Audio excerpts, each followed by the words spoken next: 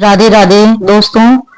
आज आप सुनेंगे बैकुंठ चतुर्दशी की कथाएं। कार्तिक मास के शुक्ल पक्ष की चतुर्थी तिथि को बैकुंठ चतुर्दशी के रूप में मनाया जाता है।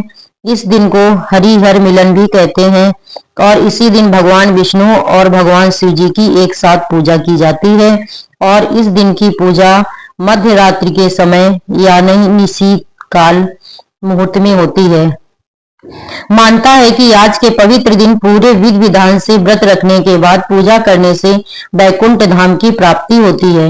बैकुंठ चतुर्दशी का व्रत करने से परिवार में सुख समृद्धि धन वैभव में वृद्धि होती है, निरोगी काया प्राप्त होती है।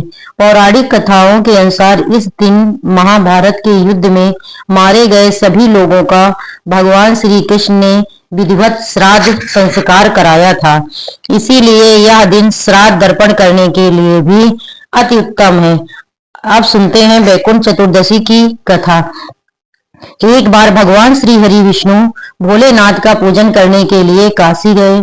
वहां पर मणकणिका घाट पर स्नान करने के बाद उन्होंने 1000 स्वर्ण कमल पुष्पों से भगवान विश्वनाथ की पूजा का संकल्प लिया। अभिषेक करने के बाद जब श्री हरि पूजा करने लगे तब भगवान शिव ने उनकी भक्ति की परीक्षा लेने के लिए एक कमल पुष्प को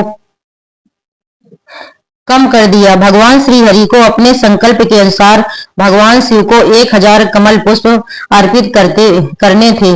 अब जब एक कमल पुष्प गायब हो गया तो उन्होंने सोचा कि मेरी आंखें भी तो कमल के समान हैं और मुझे पुंडरीकाक्ष और कमल नयन भी कहा जाता है, तो क्यों ना मैं अपना एक नेत्र भगवान शिव को कमल पुष्प के बदले अर्पित कर दूं। यह सोचकर भगवान श्री हरि अपनी एक आंख चढ़ाने के लिए तैयार हो गए। तब भगवान विष्णु की इस अपार भक्ति से प्रसन्न होकर देव बोले, हे विष्णु, आपके समान संसार में मेरा दूसरा कोई भक्त नहीं है। आज की यह कार्तिक शुक्ल चतुर्दशी अब से बैकुंठ चतुर्दशी कहलाएगी और इस दिन व्रत करके जो मुझसे पहले आपका पूजन करेगा उसे बैकुंठ लोक की प्राप्ति होगी। भगवान शिव ने श्री विष्णु जी को करोड़ों सूर्य की चमक के समान सुदर्शन चक्र भी प्रदान किया था और आज के दिन तो बैकुंठ लोक के द्वार में भी खुले रहते हैं। यदि कोई व्यक्ति पूरे विधि विधान से बैकुंठ चतुर्दशी का व्रत करता है तो वह बैकुंठ लोक में अपना स्थान सुनिश्चित कर लेता है। इस प्रकार बैकुंठ चतुर्दशी की पहली कथा पूर्ण हुई। अब सुनते हैं दूसरी कथा। प्राचीन समय में उज्जैन में धनेश्वर नाम का एक ब्राह्मण रहता था। वह चमड़ा और कंबल आदि का व्यापार करता था। मदिरा पान और वेश्या गमन आदि पूरे कर्मों में वह सदा लिप्त रहता था। दिन रात दुष्कर्म पाप में लीन रहता था। इसीलिए वह व्यापार करने के लिए नगर नगर घूमा करता। एक दिन व्यापार के लिए घूम रहा था कि घूमते घूमते वह महिष्मतिपुरी नगरी में जा पहुंचा। वह नगरी राजा महेश के द्वारा बसाई गई थी। उस समय पवित्र कार्तिक मास चल रहा था। उस समय वहां पर कार्तिक मास का व्रत करने वाले बहुत से लोग अनेकों गांवों से स्नान करने के लिए आए हुए थे। धनेश्वर ने उन सभी को देखा और अपना सामान बेचता हुआ वह भी एक मास तक वहीं रहा। वह प्रतिदिन वैष्णव के मुख से भगवान श्री हरि के नामों का कीर्तन सुनता और उनसे वार्तालाप किया करता था। वह कार्तिक मास के व्रत की उद्यापन विधि और जागरण भी देखता रहा कि कैसे व्रती ब्राह्मणों और गायों को भोजन करा रहे हैं, उनको दान दक्षिणा आदि भी दे रहे हैं। उसने भगवान शंकर और भगवान विष्णु की प्रसन्नता के लिए जलते हुए दीपक भी देखे।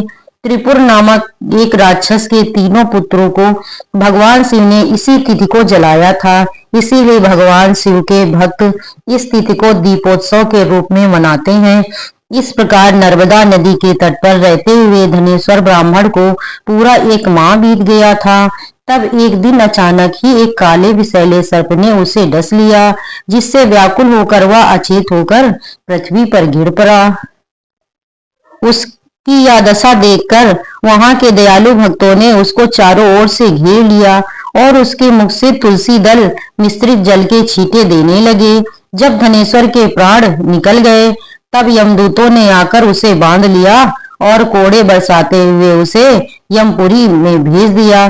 तब यमराज जी ने अपने सैनिकों को आदेश दिया कि धनेश्वर को कुंभी पाक नरक में डाल दिया जाए। सेनापतियों ने धनेश्वर को कुंभीपाक नरक में ले जाकर गर्म तेल के कड़ाही में डालना चाहा तो वह कुंड शीतल हो गया, ठंडा हो गया। यह देखकर सभी यमदूत हैरान रह गए और उन्होंने सोचा यह सारी घटना यमराज जी को बताई। ठीक उसी समय देवर्षि नारद वहां पहुंचे और उन्होंने यमराज जी से कहा, हे सूर्य नंदन, यह ब्राह्मण नरकों का उपभोग करने योग्य नहीं है। जो मनुष्य पूर्ण कर्म करने वाले लोगों का दर्शन, स्पर्श या फिर उनके साथ वार्तालाप करते हैं वह उनके पुण्य का छोटा सा अंश प्राप्त कर लेते हैं। और यह ब्राह्मण तो 1 मास तक श्री हरि भगवान के कार्तिक मास के व्रत का अनुष्ठान करने वाले संत मनुष्यों के संपर्क में रहा है, इसलिए यह उन सबके पुण्य का भागी हुआ है। इसलिए अब से यह यक्ष की योनि में रहेगा और पाप भोग के रूप में सभी नरक का केवल दर्शन मात्र ही करेगा। तब यमराज जी ने अपने प्रेस सैनिकों से और नारद जी से के कहे अनुसार धनेश्वर को सभी नरक दिखाने की आज्ञा दी और उसके पश्चात उसे यक्षलोक में भेज दिया गया। वह जाकर धनेश्वर को यक्षलोक का राजा बना दिया और वहीं धनेश्वर कुबेर का अनुचर घनश्याम बनकर प्रसिद्ध हुआ। हे प्रभु, जैसे आपने धनेश्वर को सभी पापों से मुक्त किया, उसी प्रकार इस कथा को कहने और सुनने या हुकार भरने वाले सभी भक्तों पर कृपा करना। इस प्रकार वैकुंठ चतुर्दशी की दूसरी कथा पूर्ण हुई। आप सुनते हैं तीसरी कथा। एक बार देवर्षि नारद जी पृथ्वी लोक से घूमकर वैकुंठ लोक में गए। भगवान विष्णु ने उन्हें आदर पूर्वक बिठाया और प्रसन्न होकर उनके आने का कारण पूछा। तब नारद जी बोले, हे प्रभु, आप तो अंतर्यामी हैं, आप तो सब कुछ जानते हैं। आप अपना नाम कृपा निधान रखा है, इससे आपके जो प्रिय भक्त हैं प्रभु वही केवल आपका धाम पार लेते हैं। जो सामान्य नर नारी है वह भव सागर से वंचित रह जाते हैं।